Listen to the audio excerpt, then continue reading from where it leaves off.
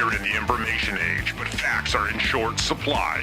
Reject the noise, ask bold questions, and pursue the truth with FBI whistleblowers and founding Suspendables, Garrett O'Boyle and Steve Friend. This is the American Radicals Podcast.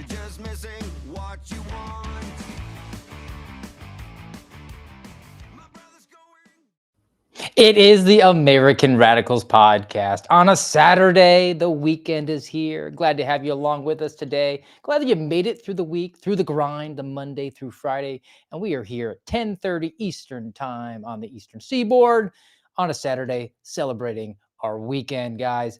Appreciate it, as always. If you are joining us on rumble.com/amradpod, that you do give us a nice thumbs up and subscribe to the channel if your heart compels you to do that. Definitely give us a follow. We're just about to 6,000 followers. We're always trying to get out there and radicalize more Americans. If you prefer to listen to us on iTunes, Spotify, iHeart, the audio format of the podcast. After all, this is a podcast. I might have a face for radio.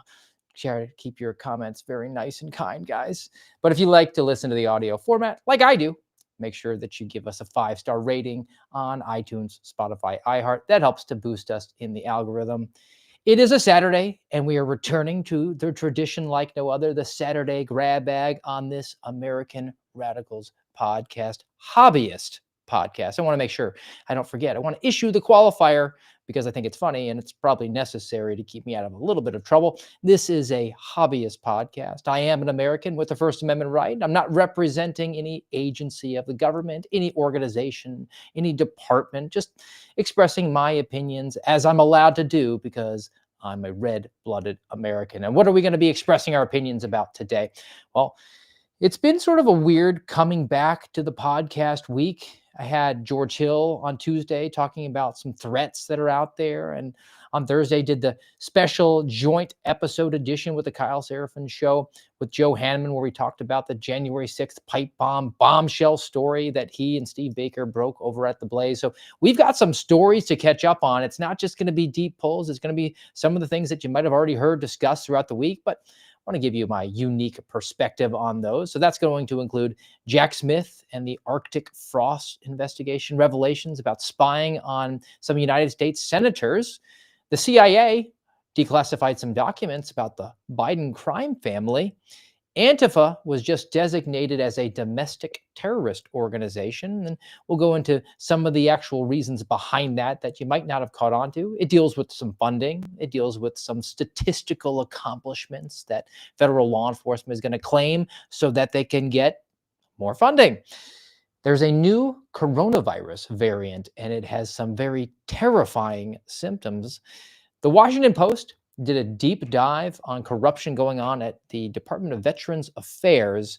We're going to do some reading on that one. And shocker, Washington Post, because democracy dies in darkness, they actually did a good job. And I want to highlight it and maybe have an uncomfortable conversation about some of the things that our service members are doing that are less than honorable. And if we have time, we're going to dig into NPR, which is now missing out on some of that sweet, sweet government cash, but they haven't course corrected. NPR is crying about Doge cuts because they were included in that.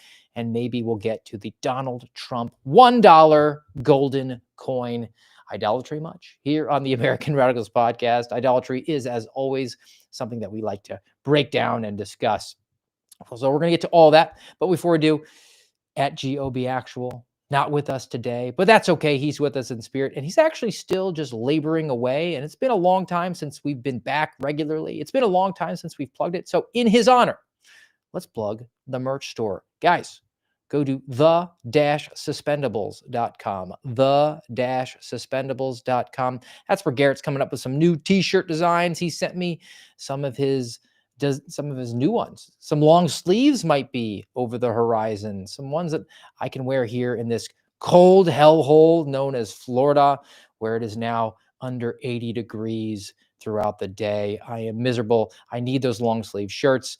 You can go to the-suspendables to support at GOB Actual Garrett O'Boyle, support his family. He's had this store stood up for a while, and I like to try to keep him busy. If he's not going to be wasting his time with me palling around and jaw jacking on a Saturday, at least let's work those fingers to the bone, pressing those t-shirts, the-suspendables.com.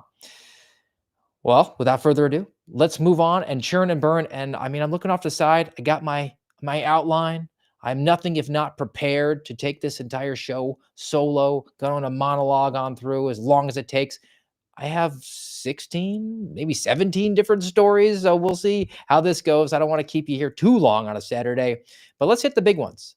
And the first one that I do need to address for a variety of reasons is the revelations that was an exclusive originally early in the week, came from Fox News about Arctic frost, about Jack Smith, the prosecutor who went after Donald Trump for a multitude of reasons. Headline: Jack Smith tracked private communications calls of nearly a dozen GOP senators during his January 6th probe, and that comes from the FBI. So, reporting from Fox News gives us a little bit of details. This document, which has the names of FBI agents involved redacted on it, marks the case ID as Arctic Frost Election Law Matters Sensitive Investigative Matter CAST. CAST stands for Cellular Analysis Survey Team. CAST guys basically take cellular phone information and they're able to do a variety of things. They can track it. I had a case once where I had my bad guy who was traveling out of state, and I was able to get his phone number and get the permissions from the court throughout the subpoena processes, for the search warrant processes, give it to a CAS guy, and he was able to track the movements of my subject so we could prove that he was in a particular place at a particular time. So they're able to extract that, exploit that information. It can help boost up your case. Now, a couple things here. I mentioned sensitive investigative matter. I mentioned that there were redactions from the names of the agents and other FBI employees who were involved in this case. These are major problems that we need to dig into. Now, as it's come to be, the reason that this information initially came out was because somebody decided to put their involvement on the CAST portion of this. They decided to note that they were involved in this on their FD 954. For those who don't know, that's basically an internal resume that you use to promote to the next level or to apply for some special team. Here, this CAST team, the Cellular Analysis Survey Team, and this person's time was up and they wanted to reapply. It was a competitive process. So they had this 954 that they put out there because they're not ashamed of what they did. Now, it is a sensitive investigative matter, a SIM, S-I-M. So what you should know is that beyond the people who are on this document, whose names for unknown reasons to us are blacked out, because after all, they are government employees. They aren't secret agents. And actually, I have an image of the document. Might as well throw it up there while I'm talking about it. You can see that this comes from the Washington field office, and that the points of contact are blacked out. The supervisory special agents, SSA, 2 of them, their names are blocked out. The agent or employee who drafted this document's name is blacked out. So we're still maintaining this veneer that you're a secret agent and this information hasn't been pushed out there. I'll also note that this document was drafted in September of 2023. Which means that the House was already under control of the Republicans. They'd already stood up the subcommittee on the weaponization of the federal government under the House Judiciary Committee run by Jim Jordan. Garrett and I actually had testified a few months before this. So I thought the Republicans were in charge. They were gathering this information about weaponization. They were going to use it to go on cable news, I guess, issue some strongly worded letters, tweet about it, raise their name ID, not actually take any sort of corrective action. But they were in a position to do that. And now this information's come forward. And as far as I can tell, the Republicans are still in control of the House. They're now in control of the Senate. And there's a power of the purse strings that should be taken into consideration here as they're now debating in the midst of the government shutdown about how they're going to fund the government. But back to the SIM. So there are more people involved in this case than actually documented here on this FD 1057, which basically means electronic communications, just a note to the file. A sensitive investigative matter means that it involves a subject of investigation or a party who is a politician, could be someone who works in education, somebody who's really famous, a media journalist, Steve Baker, he was a SIM. And just it maintains a certain level of extra scrutiny to make sure that we're following all the guidelines and staying within the guardrails, the policy, the law, the Constitution. Because if you're investigating somebody who's uber famous, you have to be really careful. You could cause some major damage if their name comes out versus somebody who's kind of a forgettable name. And that's just the nature of the system we live in. Some people are more important than others. Some people, the reputational harm at very least, will cause more damage to somebody who's rich and famous than somebody who's just average Joe on the street. So what does a SIM require? SIM requires the supervisor's approval, normally the assistant special agent in charge's approval. That's the boss's boss.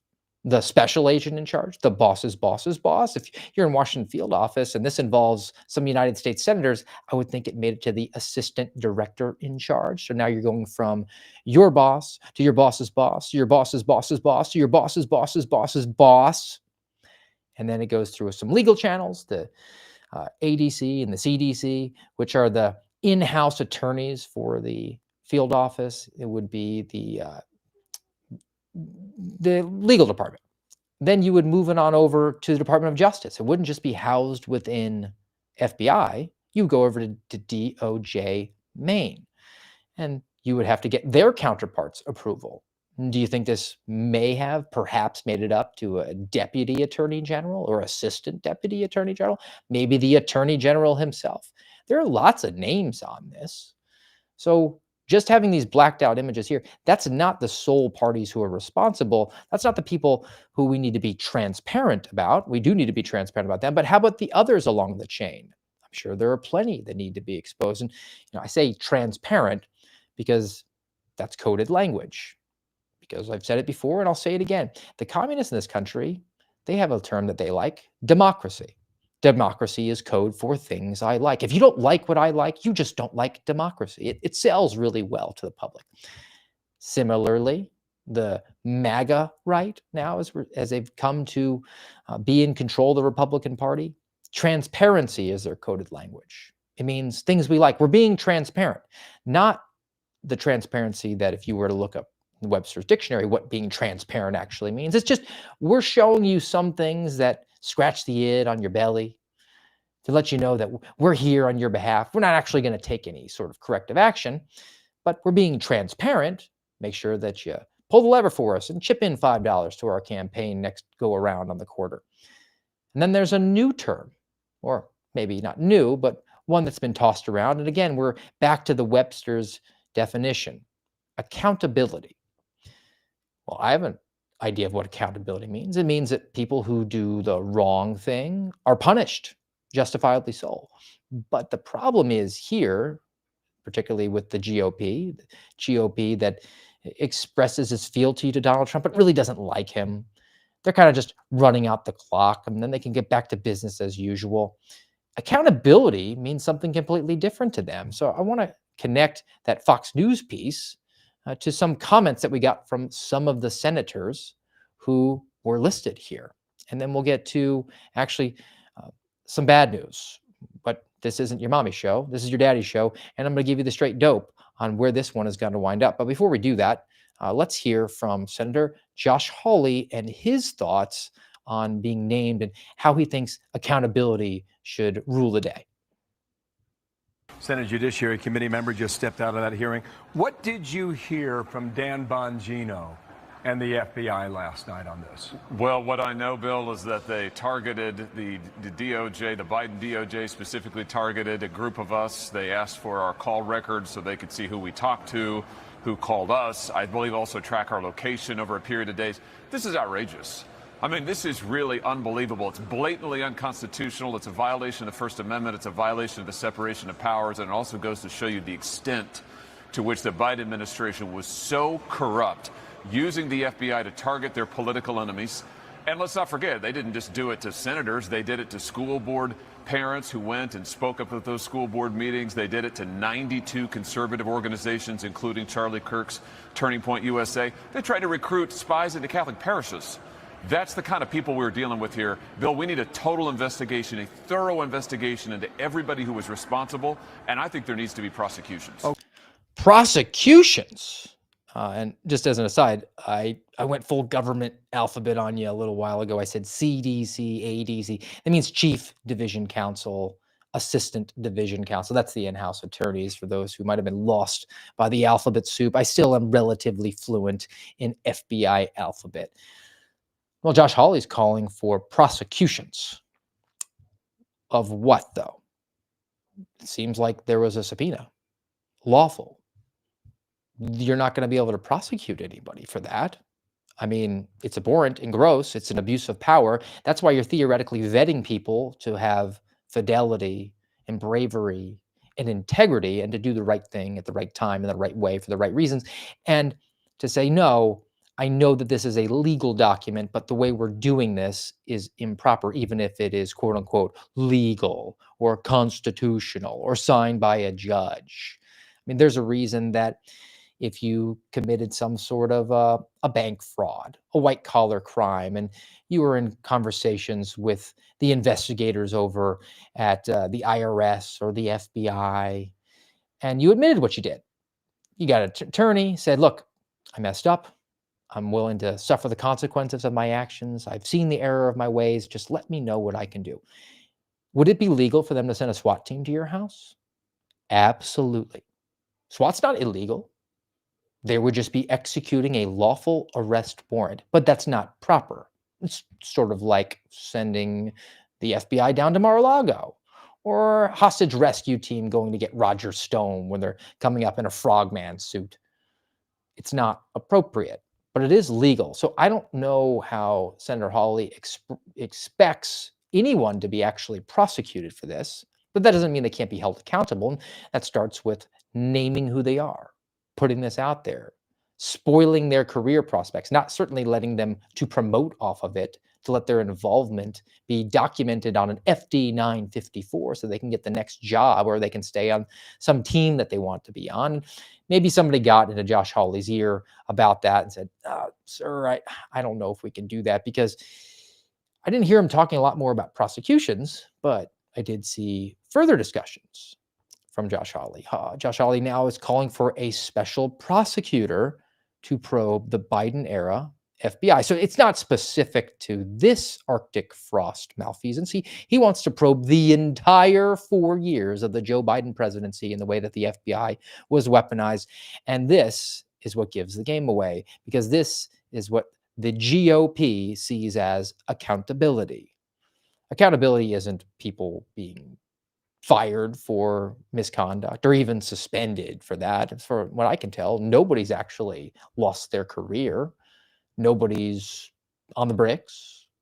Doesn't look like we're going to have anybody in an orange jumpsuit. And as much as everybody wants to talk about James Comey being indicted and charged with the crime, what he did wasn't illegal, and he's going to walk away, which is why there were some federal prosecutors who refused to do it, because the FBI director has full discretion to leak whatever he wants. Leaking is a tool of the director. They're allowed to declassify whatever they want. And James Comey was asked, did he authorize someone within the FBI to leak that information? And he said, no. Well, the person didn't work within the FBI. So he was smart. He's not going to be prosecuted for that. So where does accountability lie? Well, a special prosecutor is just straight out of central casting for the GOP. What's a special prosecutor going to do? Well, they're going to investigate for years. They'll spend millions of dollars. We'll get selective leaks.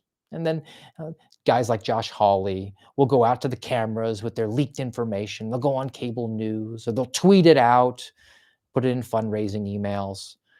And then just right around the time that the statute of limitations is over, we'll get a report from the special prosecutor. No one will be indicted. After all, there was no crime committed. And they'll determine that there was some malfeasance, but ultimately we need to have more training. We need to have more transparency, perhaps. The government's going to investigate the government and determine that the government, they might have done something wrong, but it really wasn't too wrong. But we will have accountability. And Josh Hawley, he is taking some umbrage with what was said and what was done to him. And I understand that, but the response to it's not appropriate. And neither is Senator Ron Johnson. who got up there, and he put this out on his social media. Might as well throw it up and quote the good senator from Wisconsin, Garrett's senator, I might add. Quote from Senator Ron Johnson: "I was just briefed by FBI Deputy Director Bongino that the FBI and the Justice Department obtained call logs from 8 U.S. senators, including myself. We were surveilled simply for being Republicans. This does not surprise me, but it should shock every American. What the Biden administration has done is an outrageous abuse of power. It is blatant political persecution." Fact check true. And then the final sentence: "Those responsible must be held fully accountable." Senator Johnson, define accountable. Why don't you ask the director of the FBI, who you've got a good relationship with? Why don't you ask him to unmask those names of the people that are on that document? Why don't you ask him to get everybody within the email chains who were made fully aware that this was a sensitive investigative matter? That's a good place to start with accountability. We don't need a special prosecutor. Or let's see if maybe we can go to the lower house, the lesser house, for a little more sage wisdom from Thomas Massie. And I think he's got a pretty good idea for accountability. Also from his X page.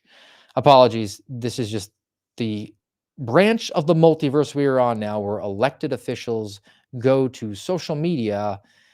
I think our founders would be rolling over in their grave, but such is the times. Quote from Thomas Massie: "This is insane. What's more insane? The Republican-controlled House and Senate and White House won't cut anyone's budget who did this. Also, no one will be fired." It's a very pragmatic look. You might want to call it pessimistic, but I think if you look at the recent history, certainly shouldn't expect anybody to be fired. And we should expect to see these agencies and these departments fully funded. If we're on the topic of accountability and abuse of power and persecution, shouldn't it start with cutting off all of the funds to the FBI and the Department of Justice and just saying, you have engaged in activities that are irredeemable? It's not just a matter of eliminating a few bad actors, a few bad apples that spoiled the bunch. No, if I have a bucket of water and I put in a few drops of cyanide, I can't just sequester those few drops. The entire well has been polluted. We need to control, alt, delete, and reboot the entire system. And we should not be spending the American people's money on this because, after all, they're willing to go after elected officials who are kind of famous people. What are they willing to do to the average Joe walking down the street? Seems reasonable. That seems like accountability to me, but we're not going to get that. I think I've hit this one quite a bit. It's been covered throughout the week, but I want to go to some other things that might have eluded your attention, but are every bit as important. Away from the ex-girlfriend, because after all, this is a hobbyist podcast. I'm not employed and not representing any agency of the government, just here hanging out, expressing my perspective as a good red-blooded American on the American Radicals podcast. We can go to another three-letter agency, though, and on the topic of transparency and what it really means. And again, still on social media, the X page for the CIA director, John Ratcliffe. Quote, "Today, I declassified CIA intelligence regarding Ukraine after determining it is in the public interest." And you can read the report that CIA director Ratcliffe put out, which I pulled up. And you'll notice there's quite a bit blacked out here. So I don't know how declassified it actually is, but it's within his purview. Like I alluded to with James Comey being able to declassify what he wants, Ratcliffe can as well, because it's specific to the CIA. And that's exactly what he did. Now, I read through, and there is a certain component of it that I want to read, and it pertains to the Biden crime family aspect and the way that they were essentially shaking down Ukraine. So if you scroll through, it's in the middle of this document, and I don't need to keep a blacked out page up there. I'll just look off screen as I read what it says. Officials highlighted that prior to Joe Biden's visit to Ukraine, that the Poroshenko administration and other Ukrainian officials expected the United States vice president to discuss personal matters with Poroshenko during the visit, and had assumed that the U.S. vice president would advocate in support of or against specific officials within the Ukrainian government. this is the famous piece that we got from Joe Biden, where he was talking to the Council on Foreign Relations and actually bragging about this trip to Ukraine, which I will refresh your memory with. I found the clip. Let's give this a play. Not but it just happened to be that was the assignment I got. I got all the good ones, so I got Ukraine, and I remember going over convincing our team or others to convincing us that we should be providing for loan guarantees. And I went over, for, I guess, the 12th, 13th time to Kyiv, and I was supposed to announce that there was another $1 billion loan guarantee. And I had gotten a commitment from Poroshenko and from Yatsenyuk that they would take action against the state prosecutor, and they didn't. So they said they were walking out to press conference. I said, no, I said, I'm not going to, or we're not going to give you the $1 billion. They said, you have no authority. You're not the president. The president said. I said, call him. I said, I'm telling you, you're not getting the $1 billion. I said, you're not getting the $1 billion. I'm going to be leaving here. And I think it was, 6 hours? I said, I'm leaving in 6 hours. If the prosecutor's not fired, you're not getting the money. Well, son of a bitch. Got fired. Wow, Joe Biden's quite the diplomat there. He's able to shake down a small, corrupt country in Eastern Europe. But why did he do it? Well, we know why he did it. He got the prosecutor fired because his son was being investigated by that very prosecutor. So back to this declassified piece that we got from John Ratcliffe at the CIA. Here's the relevant portion. And I keep saying John Ratcliffe. It'll become apparent in a minute as to why.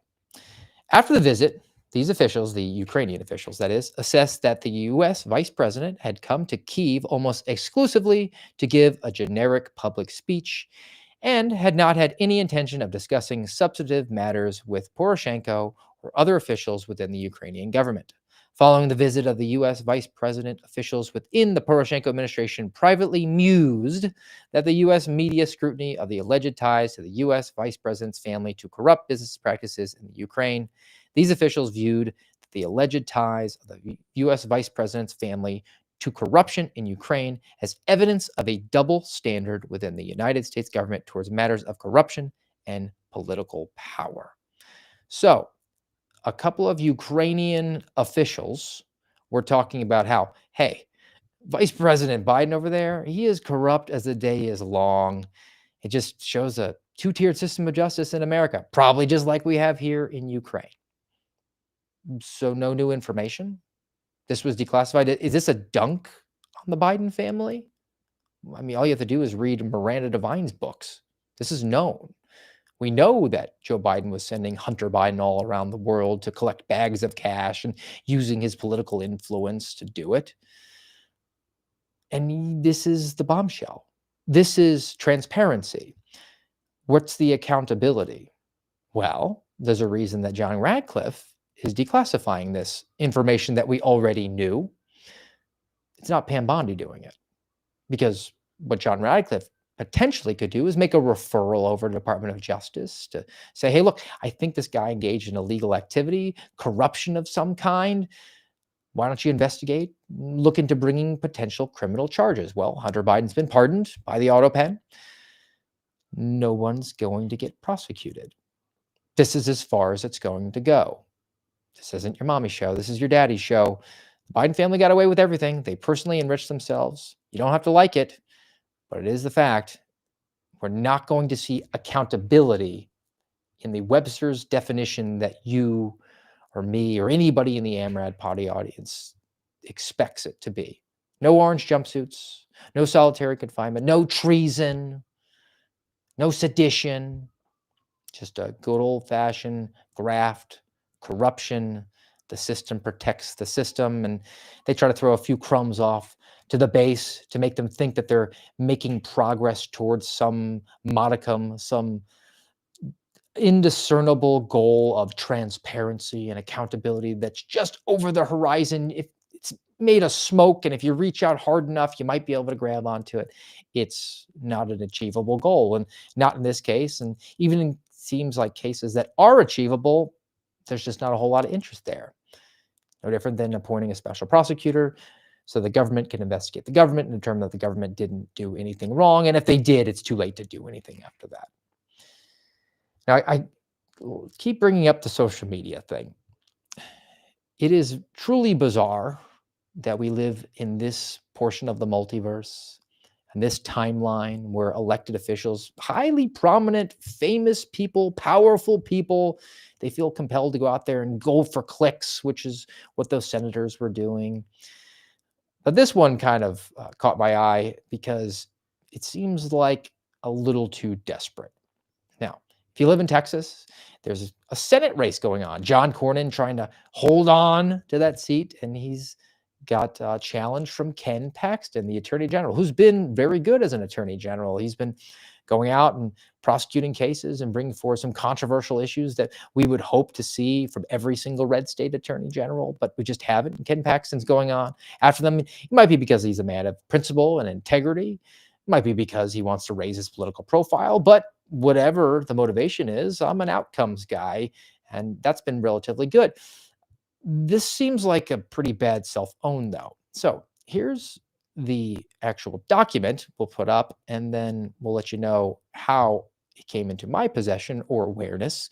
This comes from the Office of the Attorney General of Texas, Ken Paxton. Headline: Attorney General Ken Paxton launches undercover operations to infiltrate and uproot leftist terror cells in Texas after increased political violence. Well, I'm all on board for using every legal and constitutional tool that you can to go after people who might be engaged in illegal activity, particularly violent activities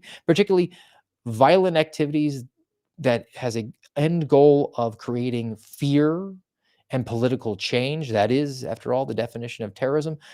I don't know if a press release about using undercover to alert them is the best strategy, though. And I do think that it's a mistake to put the exact document out on your Twitter page. Headline from Attorney General Ken Paxton. He threw in breaking: I'm launching undercover operations to infiltrate and uproot leftist terror cells in Texas. Leftist political terrorism is a clear and present danger that can be no compromise with those who want us dead. Agree in the second part, but AG Paxton, you're not a member of the news media. I don't know why all these people feel like they have to put breaking out there other than they're trying to get eyeballs to their social media. And I think it's gross. I wish that they would do undercover operations undercover and then just go and get bad guys. Now, I think we can pivot away successfully. It's a nice transition point away from Ken Paxton's pursuit of political violence from the radical communist left in this country. Everybody knows Antifa.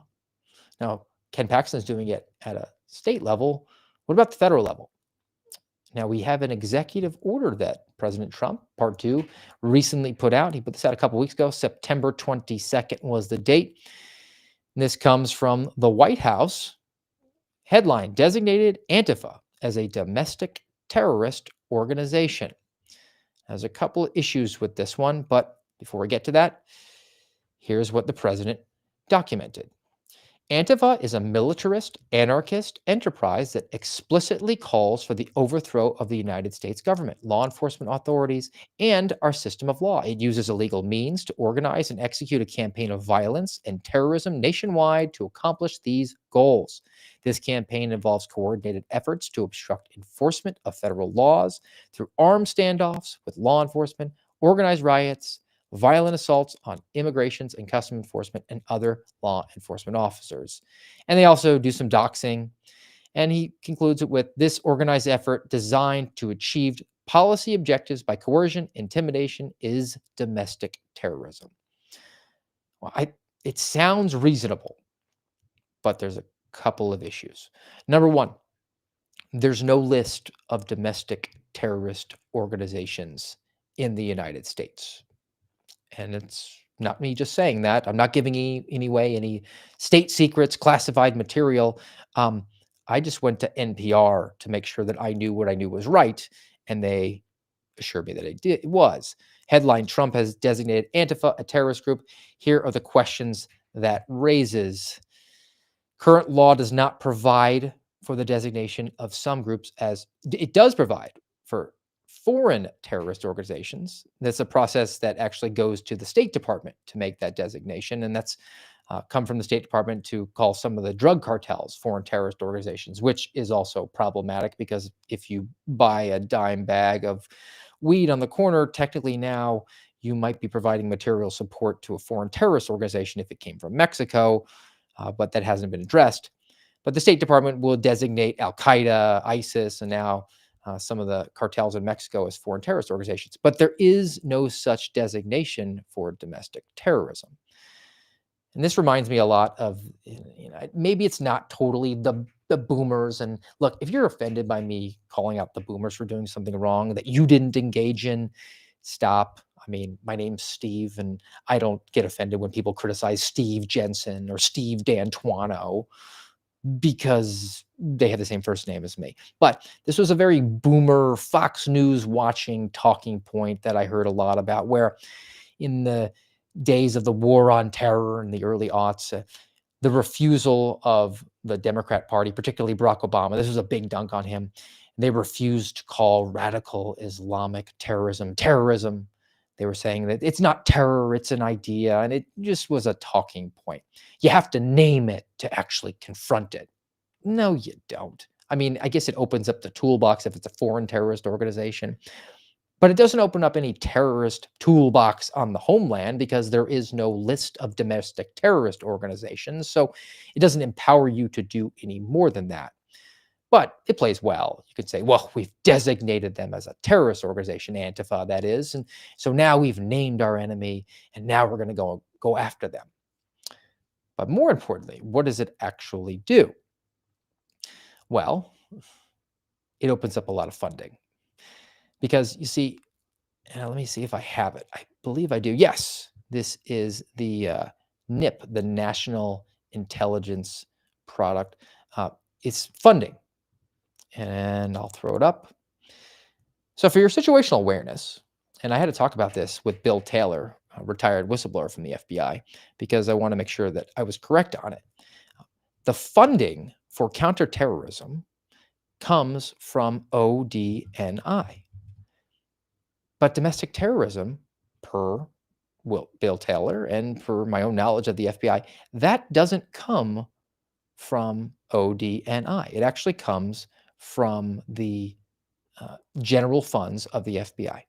So NIP, as you see here, stands for National Intelligence Program Funds. And, it's a year by year because we're in the shutdown. We don't necessarily have all the funds here. And you see that it steadily climbs. It was 10 years ago around $50 billion, and now it's up to 76.5. So a 50% increase in that.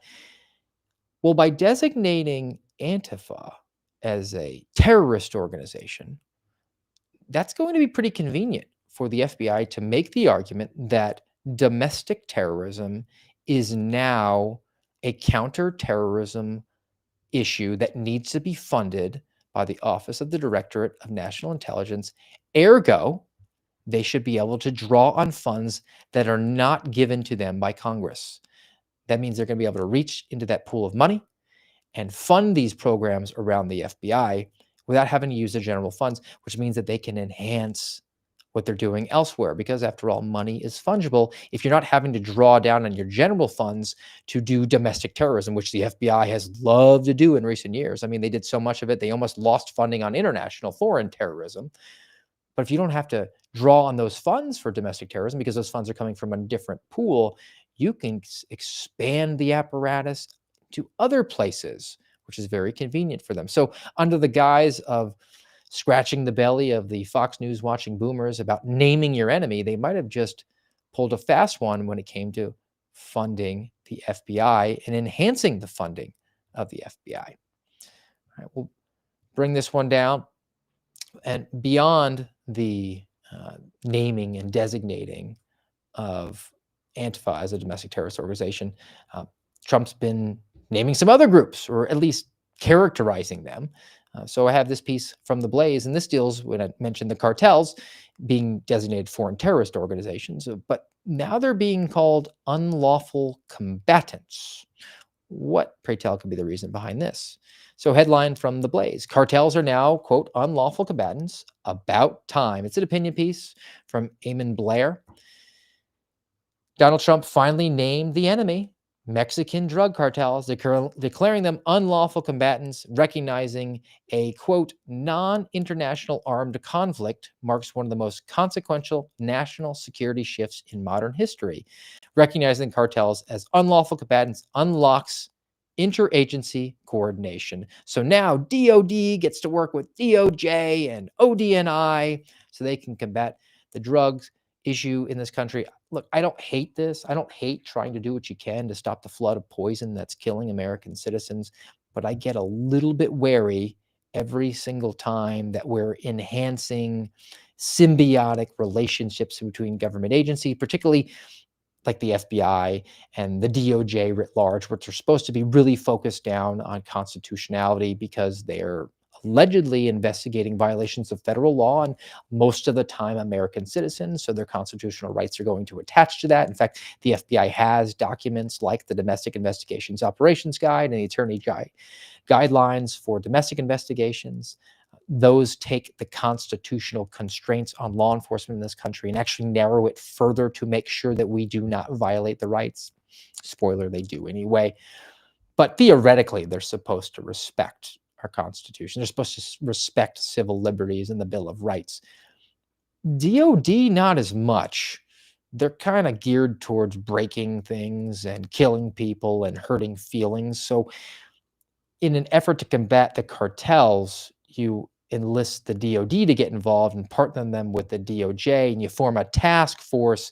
There's going to be certain workarounds that might not necessarily be for a cartel member, but you develop relationships, you have a DOD counterpart, and next time you're looking at an American citizen for, say, a drug violation, you lean on your partners over at ODNI or DOD, and they're able to do something that is going to be violative of your policy as an FBI agent, but they're allowed to just hand over that information to you. So it is a cautionary tale. And it's going to be playing into, again, the funding. Again, the esteem that so many of these agencies seek. They express fealty to the President of the United States, but really, they have to go in front of Congress and brag about all the good things they're doing. And I like when they do good things. After all, I am a taxpayer. I want my money to go for something. Taxation is theft.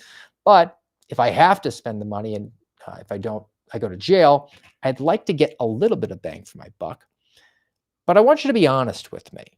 Just like transparency and accountability, when I hear it coming from Ron Johnson or Josh Hawley, it doesn't mean what the definition from the dictionary means. They're not really being good faith actors, not really being totally honest. They're kind of being a little smarmy about it. Similarly, well, the FBI is not really honest about what its achievements are either. So I want to cue this one up. This is the FBI director talking about Operation Summer Heat and the success that they've had. And then I want to break into the details a little bit in true AmRad pod fashion. Here is Director Patel.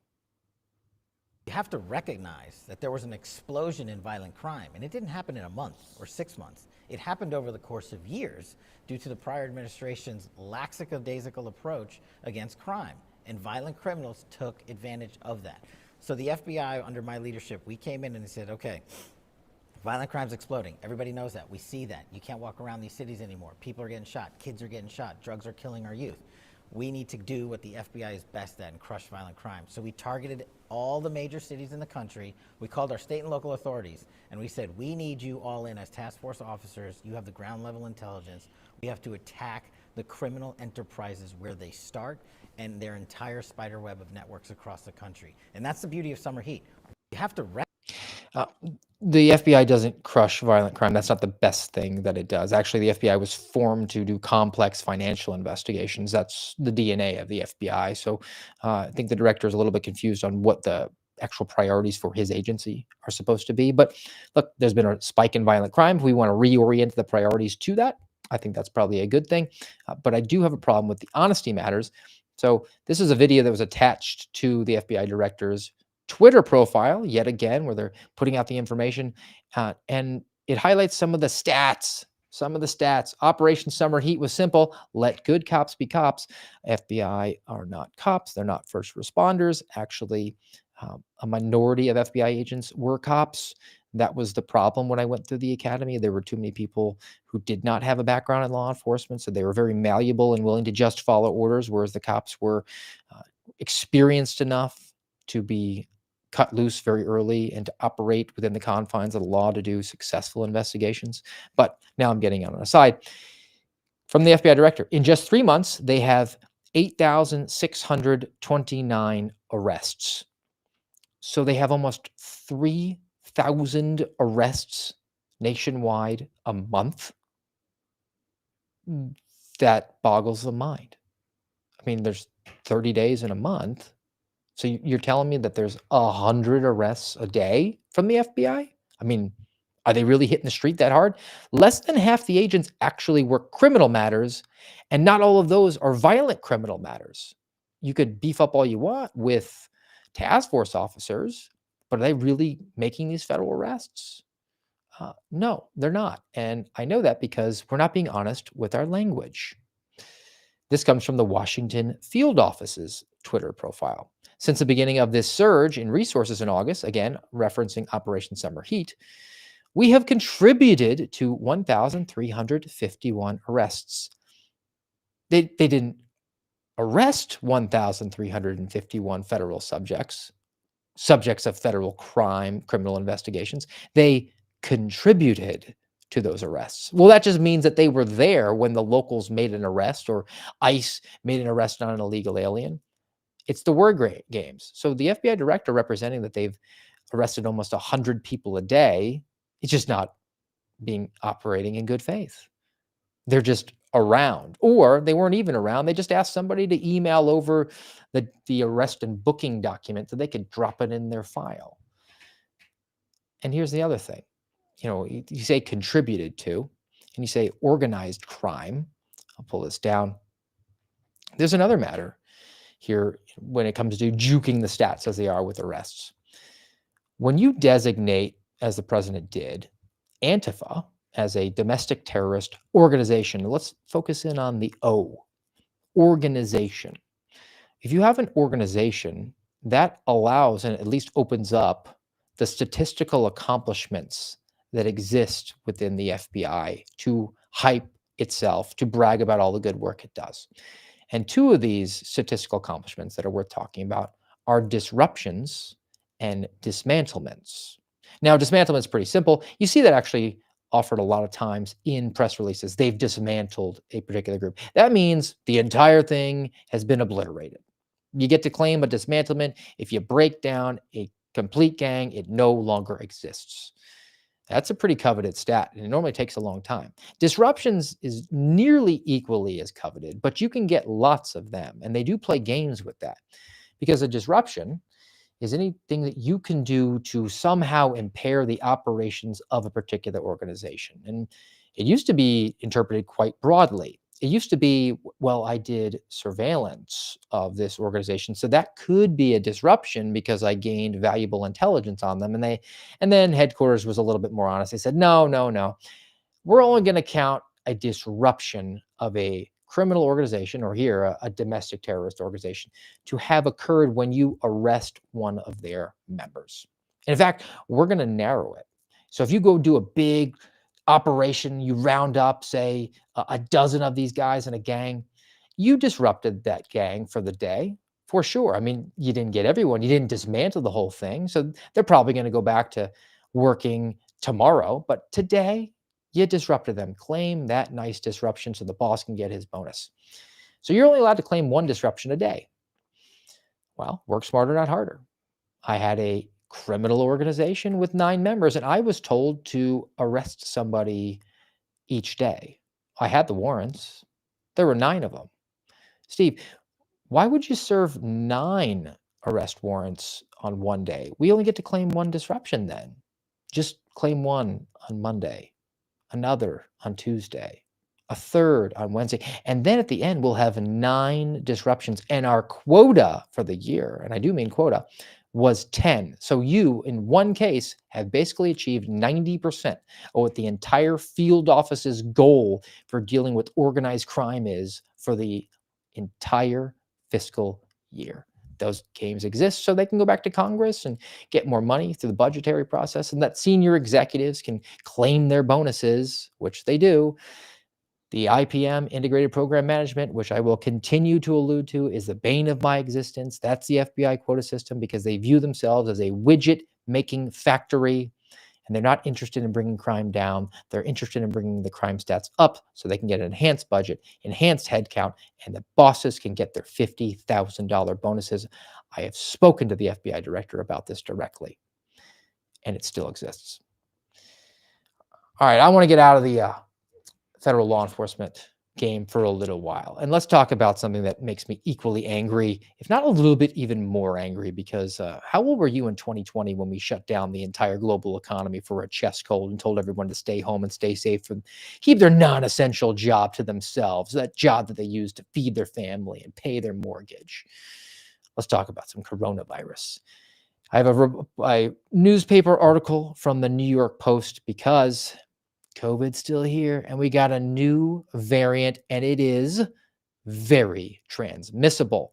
Language here, guys. Again, pay attention to it. From the New York Post. Headline: New, highly transmissible COVID-19 strain is fueling waves of infections across the United States. We might have another winter of death and misery, guys. From New York Post. This variant is called the XFG, X-ray, Foxtrot Golf variant, informally known as Stratus. I am an important person. I drive a Dodge Stratus. It's been driving up the case numbers. The increased COVID activity comes as the United States heads into the fall respiratory illness season, which tends to bring a rise in cases of the common cold and the flu. Stratus is known to cause hoarseness and a scratchy, sore throat. You might want to get your 13th booster so you don't get that scratchy throat. Or you might want to actually consider getting that 13th booster because for the next piece, there is a terrifying symptom attached to the Stratus variant of coronavirus. And this piece comes from the Daily Star out of the United Kingdom. Woman says that the new COVID strain is worst as people share this terrifying symptom. What could it possibly be? With COVID infections climbing worldwide, one woman has shared her ordeal. One woman for a worldwide disease. The symptoms following a positive test result earlier this month.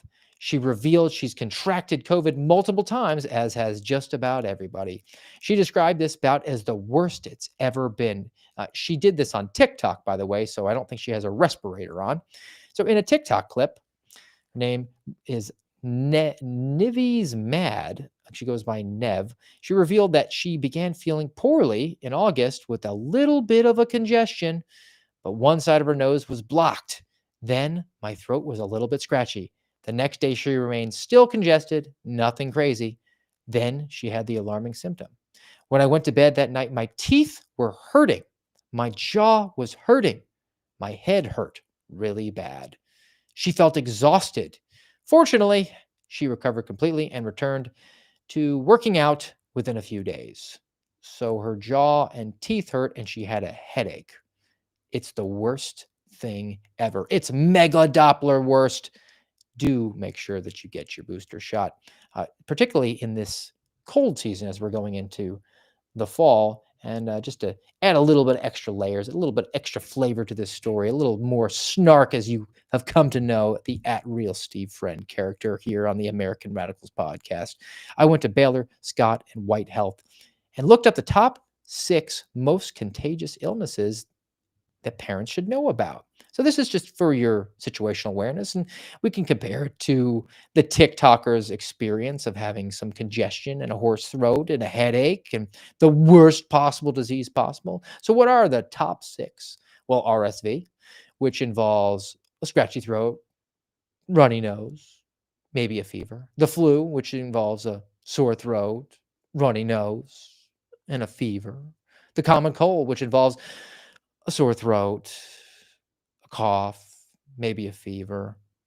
Hand, foot, and mouth disease, which involves fever, and a skin rash, and then COVID-19, which is, from all reporting, sore throat, maybe a fever, and a runny nose. But it's the worst ever. Make sure that you get your booster, as the CDC is encouraging you to do, but not so much, because now that the CDC falls underneath RFK Jr., they're using a little bit better judgment. This is actually a press release from the CDC Advisory Committee on Immunization Practices. And this one actually is for your awareness. They recommend that you apply your own best judgment. So please don't shoot that gene juice in your arm. I mean, we might not be heading into a winter of death and despair, but it will be a pretty bad myocarditis season if you continue to shoot that gene juice in your arm. If you don't die, which, as an adjoining piece, comes from the High Wire. We're talking about coronavirus vaccines.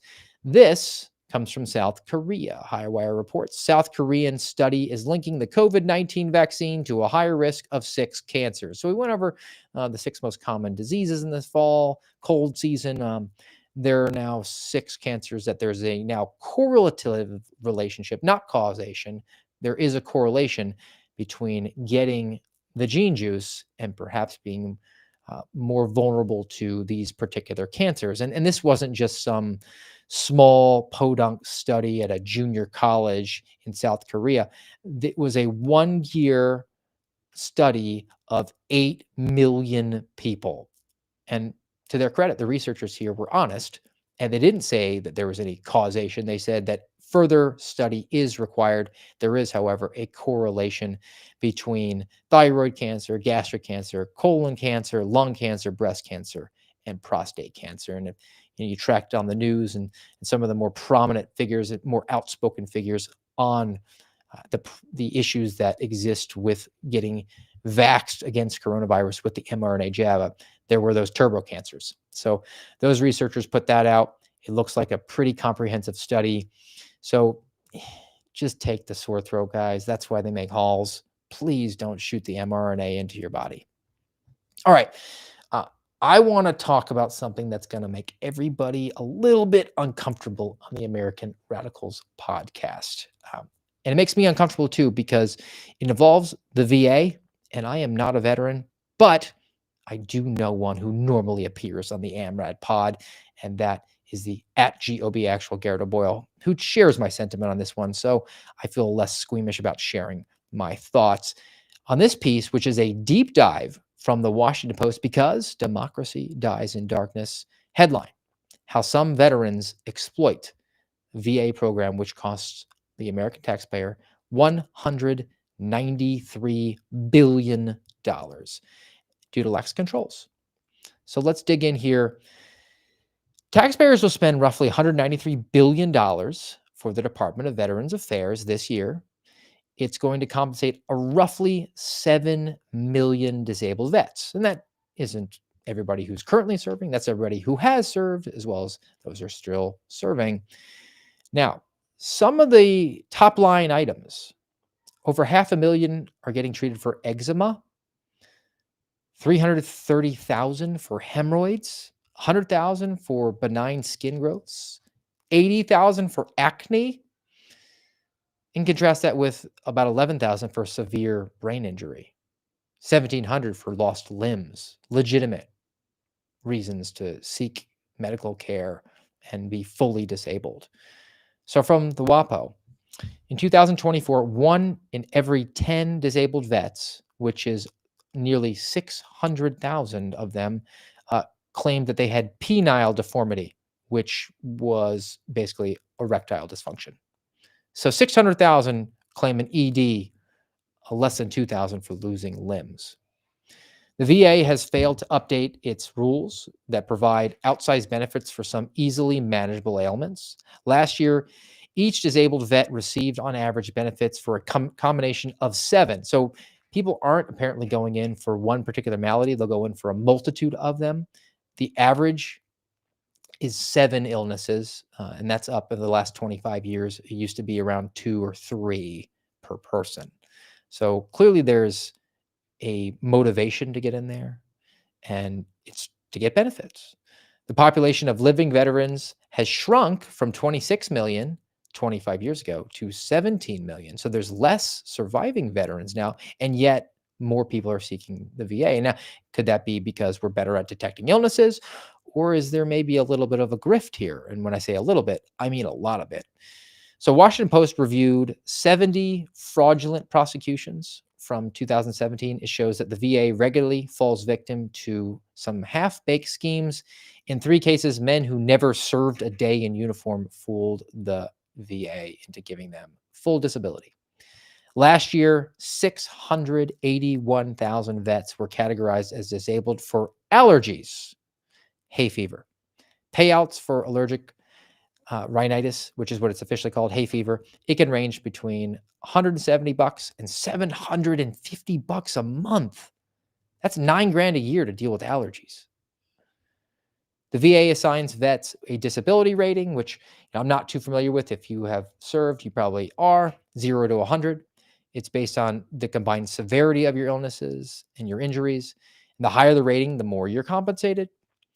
More than 1.5 million vets held a 100% rating, which gets them about $50,000 a year. Well, 1.5 million, but only 1,700 have missing limbs.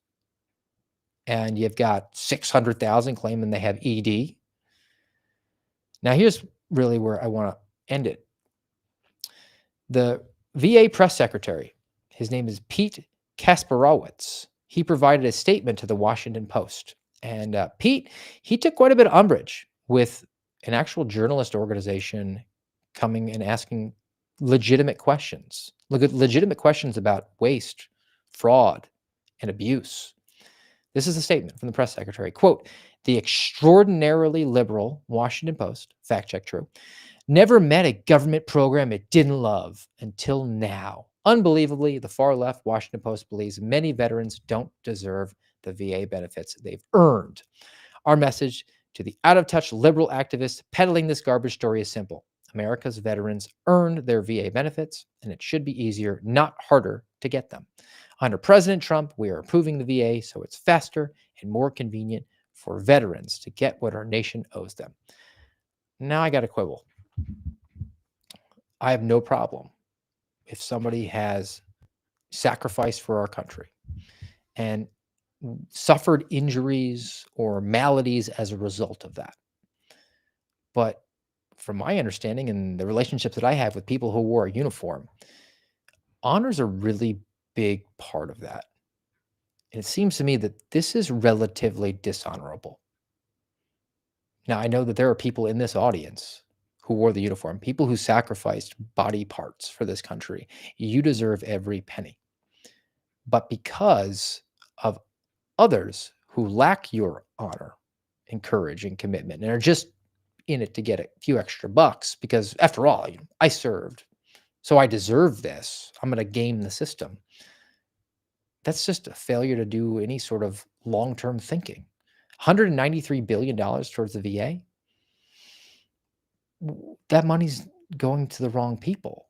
And it's not going to be available when inevitably we have a financial crisis in this country because we've just printed our money to the point where every single dollar is worthless and we're dealing with a Zimbabwe level of inflation. Those benefits are not going to be available for the people who truly need it. There's an honor system involved in this. And I don't know about anybody else, but I can just speak for myself. I've always admired those who wore the uniform and thought them to be people of higher integrity and honor because they were willing to put their life on the line. And this doesn't bode well for that image. There needs to be an honor system that is actually intact. And there needs to be accountability within the system as well. Keep your buddies in check. I mean, the stories that I've heard, and I've heard from a few different sources, on their way out the door, hey, make sure that you get the highest rating possible so that you can get the most benefits. If you're not suffering that malady, you're actually hurting your brothers in arms because those funds are getting taken out of their pocket and they might truly need it. And then specifically to the press secretary for the VA. We have a First Amendment in this country, and I am not a fan of the WAPO because democracy dies in darkness, but these are legitimate journalistic endeavors to identify waste, fraud, and abuse, and to just say they're trying to deny veterans their care when clearly the statistics don't bear that out. You've got this number of people that have hay fever that are pocketing $700 a month because they get the syphilis. That's something that should be brought to the attention, particularly in this administration, which championed the Doge so far. In the early days, the administration was Elon Musk. Now it's Russ Vought. Full disclaimer, Russ Vought used to be my boss over at the Center for Renewing America, and Russ Vought doesn't like me very much because I'm friends with Kyle Seraphin, but not the topic for today. But the Trump administration championed the Doge, the Department for Government Efficiency, and the savings that we were going to get. And we didn't get most of those savings. I mean, we had to claw back everything we could from USAID and NPR and PBS, and that's basically it. But if we're going to operate a government and spend $193 billion, I would like to at least see that money go to the people who truly need it, and not people that could just pop a Benadryl every now and then if they need to. All right. On the topic of the Doge and the NPR, let's just dunk on the NPR for a little while. We got some time. It's a Saturday.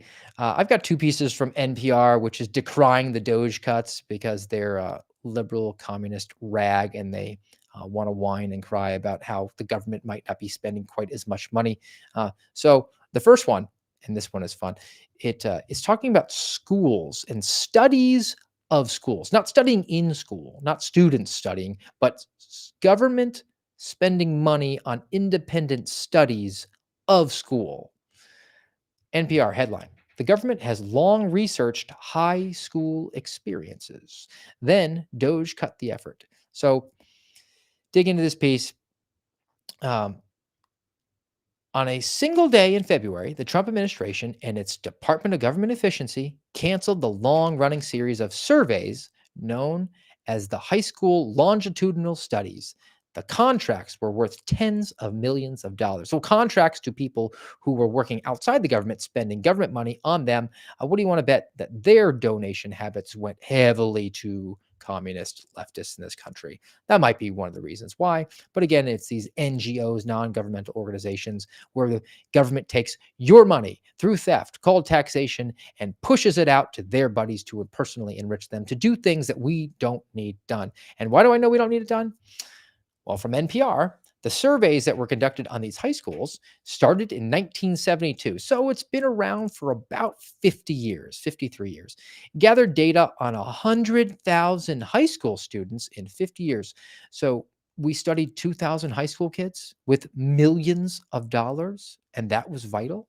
Researchers were hoping to learn more about why chronic absenteeism has persisted in schools years after COVID-19 abated. Maybe because parents saw that the schools sucked and the kids saw no point in going back. Maybe because Zoom school is now available because we came to the conclusion that you could just sit on your tablet all day long like a bunch of idiots. But I don't know. I'm just pontificating and theorizing what could possibly be that. I certainly didn't conduct a study of a couple thousand high school kids using millions of dollars and hiring my communist buddies. And to close it out, one of the communist buddies, her name is Latrenda Knighton, which is a solid name. Latrenda Knighton, president of the National Council of Teachers of Mathematics, said that the cancellation of the surveys is like, quote, reading a really good book and getting to the climax and just stopping and never finding out how the story ends. Well, I'm sorry, Latrenda. I'm sorry that government money couldn't be spent on entertaining you and your buddies and giving you the ability to have buying power, or more importantly, donating power to other communist organizations. Second one, and this one hits me kind of close, again from NPR, and this one involves Native American reservations and the climate. Headline: a tribe in Arizona planned to connect 600 homes to electricity, then the funding was cut. Under President Joe Biden, Congress passed the Inflation Reduction Act, which spent billions of dollars, pushed billions of dollars into the system and said it was going to control inflation, which is not fundamentally possible when you spend more money. which basically means the Inflation Reduction Act was the Green New Deal. It provided $2 billion to Native American tribes to invest in renewable energy. Let's give them lots of solar panels and wind turbines.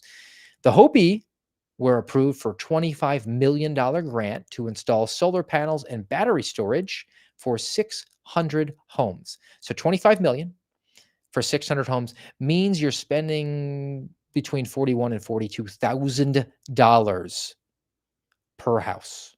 Does that seem like a good investment in money? But in August, the Trump administration terminated the Solar for All program and called it wasteful. Hashtag I agree. The Inflation Reduction Act allowed tribes for the first time to access tax credits, which means that we're just giving them more government welfare to finance and expand renewable energy. Climate pollution reduction grants were meant to accelerate clean energy transition on tribal lands, and the Hopi and other tribes plan to sue to get that sweet, sweet government cash. I'm glad both of these are good developments, not good use of American taxpayer funds. Glad that the Doge was able to attack them, able to pull that money back. We certainly don't need to, at a cost of $43,000, put some solar panels on government housing on Native American lands. That is, after all, a lobster trap. I mean, don't you want the free solar panels? If you leave the reservation, leave the poverty that exists out here, leave the drug addiction and alcohol abuse and gambling abuse that happens, then you won't get the sweet, sweet solar panels that are only mildly effective when it's sunny outside. But when it's dark, you're kind of on your own, so you probably have to burn them. I think that's probably a good decision to pull and claw those funds back. And I also don't need to study high school students so we can entertain people who work for NGOs. All right, one more, as we've churned and burned through quite a bit of stories today. And this one, we're going to have to hit, again, Daddy Show, Not Mommy Show, on some idolatry from the New York Times, highlighting it. Man, I am actually being a little bit complimentary of the WAPO and the New York Times, which was at one point a newspaper today. Maybe in my absence, maybe my hiatus, I got a little bit soft, but I give you the truth nonetheless. Headline, New York Times: the Treasury defends lawfulness of minting a $1 Trump coin. Idle much? So the Trump administration defended its plan to mint a $1 coin, which has Donald Trump's image on it, despite the fact that there's a law that dictates that only the deceased can appear on U.S. currency. According to draft images of the coin, the head side would feature Donald Trump's profile, and the tail side would feature him basically pumping his fist after the Butler assassination attempt, and it would have fight, fight, fight written underneath it. I mean, it sounds like kind of a cool challenge coin, but I don't know about making it legal tender. The coin would be legal tender to go into circulation in 2026, next year, and they're going to do it for the big 250th birthday for America, which is the semi-quincentennial. Quoting from a new legislation, noted that the Treasury Secretary Scott Bessent was exercising authorities to issue coinage with designs emblematic of the United States semi-quincentennial, and that the proposed images reflect Mr. Trump and his vision for America. So there's a different law that's in conflict with this 1866 law, and we exist in this time where all members of the federal government have to express fealty to our president, which is really gross. It makes me upset. Donald Trump's almost 80. If you love him that much, just wait a few years, and I'm sure you'll be able to put out a really cool coin. In the meantime, make it a challenge coin. It'll certainly do better than the Punisher challenge coin that we saw from the FBI director earlier this week.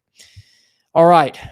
We have reached the end of the Saturday Grab Bag, guys, but I'm not going to leave you without a Pelicans, and I'm not going to leave you without a biblical worldview. And we've been talking a lot about honesty today. We're talking about how elected officials have different definitions, and they're a little bit weaselish with the way that they talk about transparency and accountability. Have difficult discussion about how some of the most honorable people are being baited into engaging in rather dishonorable behavior over at the VA.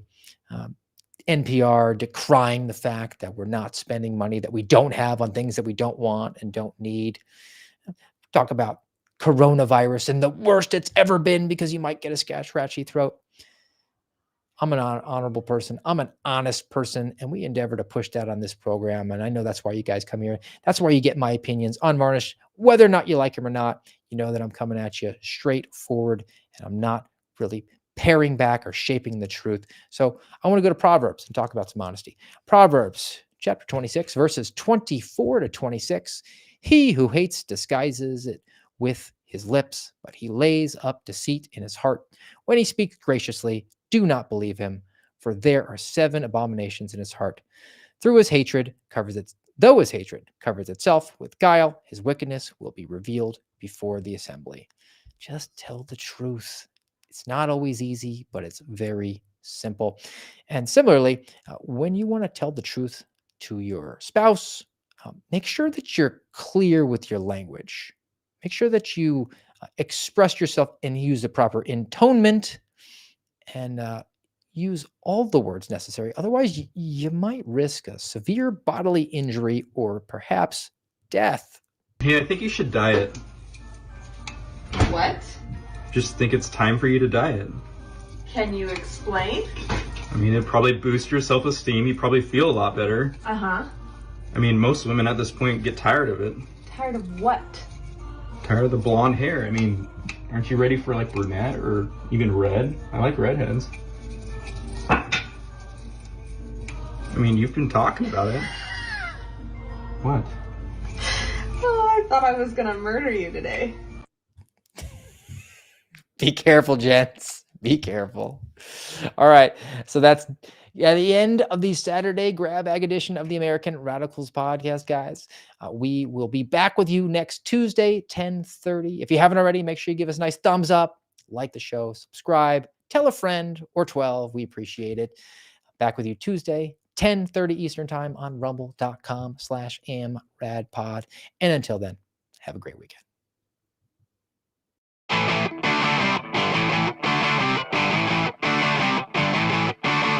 You've been listening to the voice of the Suspendables on the American Radicals podcast. Follow us on rumble.com/amradpod.